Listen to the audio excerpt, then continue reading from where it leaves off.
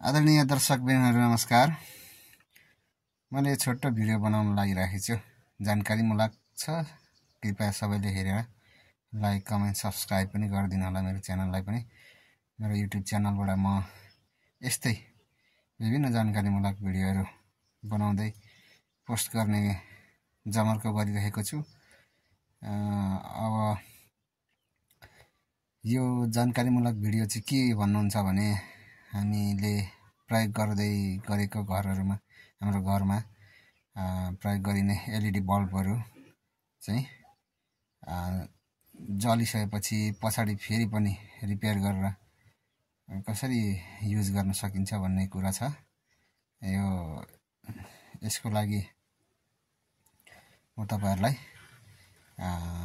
Practically नै देखाउने छु।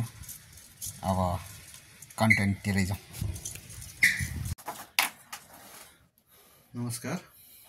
फेरि पनि म यो सुरुमा बल्बको यो बिर्को हुन्छ जुन अगाडिको यो खोलेको छु।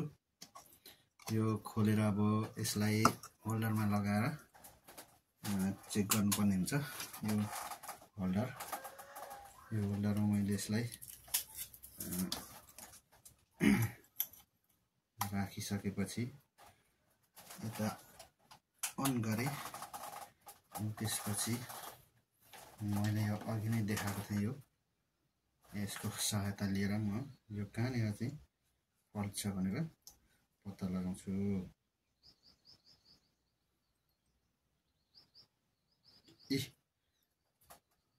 बल साथीहरु, यो कहाँनिर फल्ट थियो भनेर पत्ता लागिसकेको छ। अब यसपछि त्यही पत्ता लागेको जुन भाग छ त्यसमा यस्तै बल्बहरु हुन्छन्, यस्तै के रे वहरु हुन्छन्। त्यसलाई यो भागलाई चाहिँ यो स्क्रुड्राइभरको सहायताले यसो गरेर यसको यो भागलाई चाहिँ हटाइदिनु पर्छ।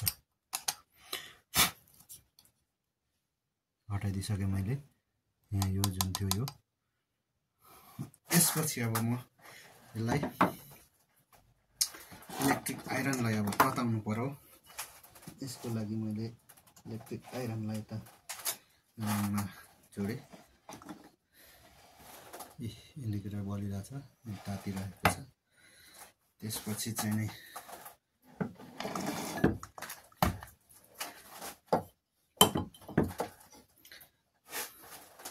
यो तातिन्जेलसम्मको लागि आइरन तातिसकेको छ। अब जहाँनिर अघि थियो त्यहीँनिर मैले यो रङ राखेर यसको कनेक्सन गरिदिन्छु। कनेक्सन गरिदिएपछि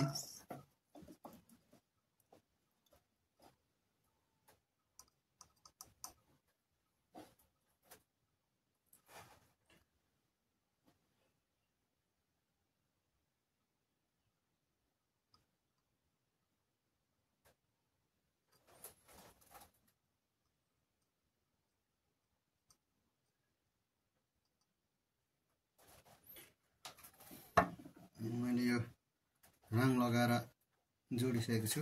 अब टेस्ट गरेर देखाउँछु यहाँलाई।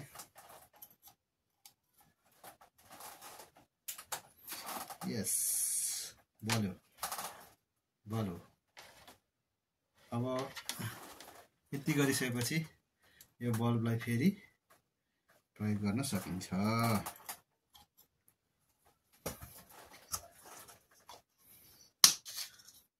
यहाँलाई कस्तो लाग्यो मेरो भिडियो?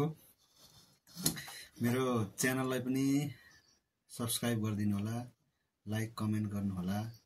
धन्यवाद।